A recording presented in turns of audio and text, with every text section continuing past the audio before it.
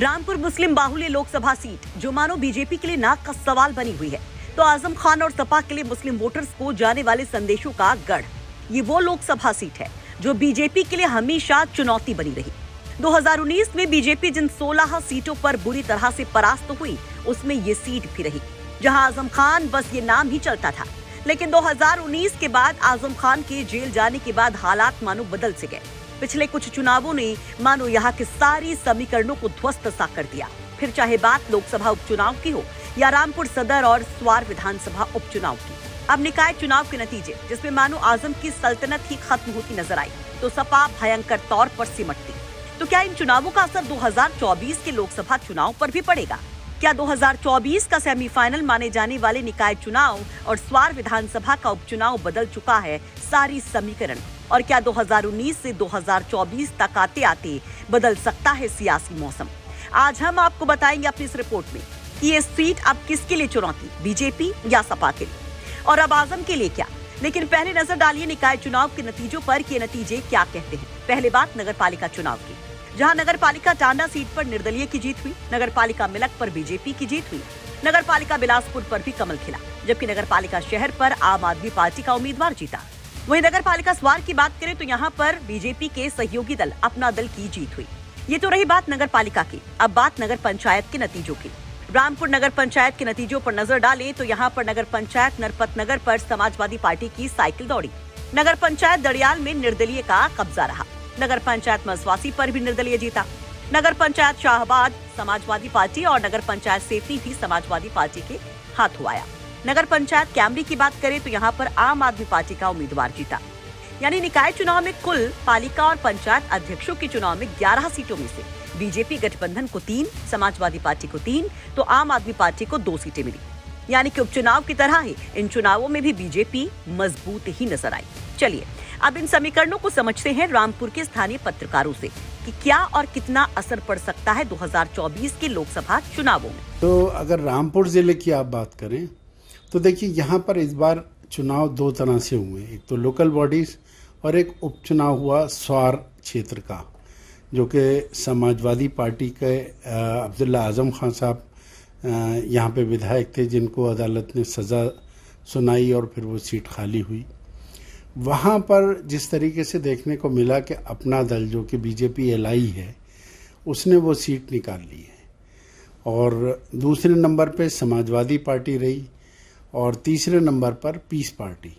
तो ये एक नज़रिया कुछ तब्दील होता हुआ दिख रहा है वोटर्स का।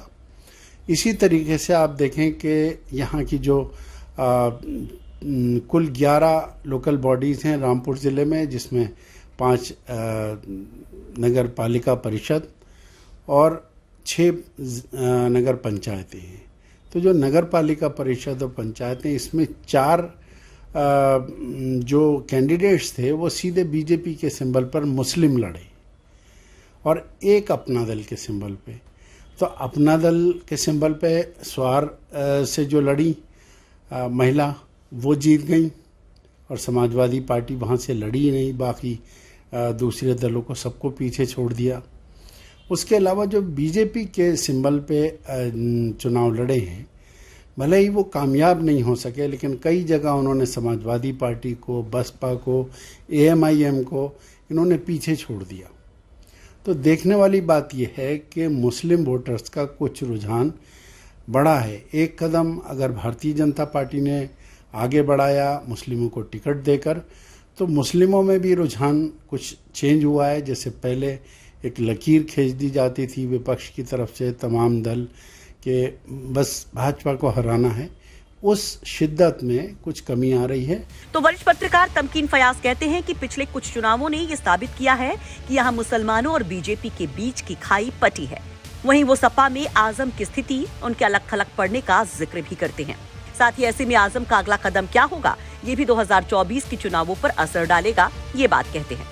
उनके मुताबिक बीजेपी मजबूत जरूर हुई है। वहीं एक और स्थानीय पत्रकार क्या कहते हैं, सुनिए। देखिए, अगर आप 2022 के चुनाव के बाद से रामपुर के अगर समीकरण देखें, 2022 में जो उपचुनाव लोकसभा का हुआ, भाजपा का चुनाव हुआ, भाजपा जीती उसमें। दूसरा उपचुनाव आपका नवंबर में हुआ, नवंबर दिसंबर में शहर विधानसभा का, जिस रामपुर में कभी कमल नहीं खिला था, उस पथरीली जमीन पर भाजपा कमल खिलाने में कामयाब रही।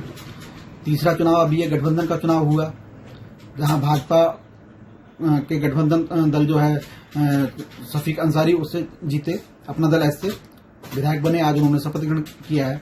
तो लगातार ही भाजपा जो है वो बढ़त बना रही है रामपुर में, पहली चीज। दूसरी, अगर निकाय चुनाव से हम कंपैरिजन करें, इसकी तुलना करें, तो निकाय चुनाव में भी जो गढ़ कहा जाता था सपा का, क्योंकि रामपुर में सपा का मतलब आजम खां और आजम खां का मतलब सपा, एक दूसरे के पूरक हैं। यहाँ के सारे फैसले, मैंने तो एक लंबा वक्त हो गया कभी नहीं देखा कि यहाँ सपा के प्रत्याशी का ऐलान लखनऊ से अखिलेश जी करते हों। यहाँ हमेशा प्रत्याशी का ऐलान आजम खां करते हैं, चयन आजम खां करते हैं, जिताते आजम खां हैं। अब अगर हार हुई है तो इसका श्रेय भी आजम खां को ही जाएगा, क्योंकि ये किला जो ढहा है, आप देखिए, जिनको कहीं कोई कुछ नहीं आंक रहा था, उन्होंने 60 सीट ले ली, नगर पालिका जीत गए मामून खां। तो समीकरण बहुत चेंज है। तो ये थी स्थानीय पत्रकारों की राय, जिसमें कहीं ना कहीं बीजेपी मजबूत होती तो सपा की साइकिल सुस्त पड़ती नजर आ रही है।